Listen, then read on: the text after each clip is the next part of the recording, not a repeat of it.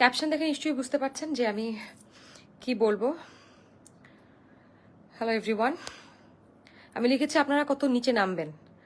একটা লাইভে পুরো এলাকার জন্য আমি বললাম যে এখানে ডাকাত পড়েছে, উত্তরার বিভিন্ন জায়গায় ডাকাতি হচ্ছে, ডাকাত ধরাও পড়েছে, আর্মিরা এসছে, আমরা সেফ এবং আমরা সবাই নিজ নিজ জায়গা থেকে আমরা সবাই দা বটি যা ছিল সবাই আগেই আর্মি আসার আগে আমরা রুখে দিয়েছি।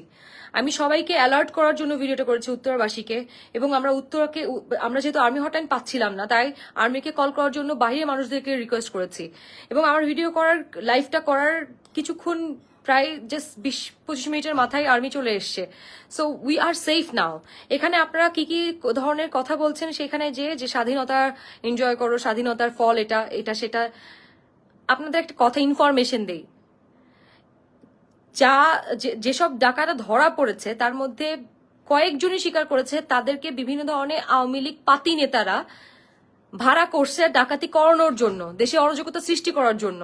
তো যারা যারা নির্লজ্জের মতো এখানে এসে কমেন্টস করতেছেন যে আপনাদের নেত্রী ভেঙে গেছে তাই এই যে দেশে অরাজকতা তৈরি হচ্ছে, ছাত্রদের আন্দোলন করছে, ছাত্ররা এখন কোথায়, স্বাধীনতা কোথায়, স্বাধীন দেশে স্বাধীনভাবে ডাকাতি করবে, তার কিভাবে এত নিচে নামেন কিভাবে আপনারা?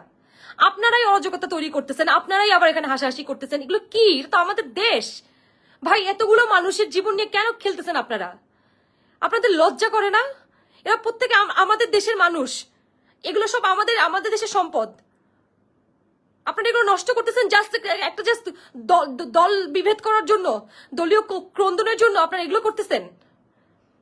আজকে পুরো এলাকার প্রত্যেকটা মানুষ রাস্তায়, কেউ ঘুমাইতে পারতেছে না। আমরা আগে থেকে টহল দিচ্ছিলাম পুরো উত্তরাতে। আপনারা যারা হাসাহাসি করতেছেন, স্বাধীনতাকে প্রশ্নবিদ্ধ করতেছেন, তাদেরকে বলি 1971-এর যুদ্ধের পরেও কিন্তু দেশের অবস্থা অনেক অনেক খারাপ ছিল। প্রশাসন ঠিক মতো অ্যাক্টিভ হতে, ঠিক সব সিচুয়েশন কন্ট্রোল আনতে সবসময় সময় লাগে, একটু সময় লাগে। তো এই ধরনের কথা না বলে, অরাজকতা তৈরি না করে, দেশের মানুষের জন্য থ্রেট না হয়ে সবাই একসাথে দেশের জন্য কাজ করেন প্লিজ। অনেক হয়েছে, থামেন এবার।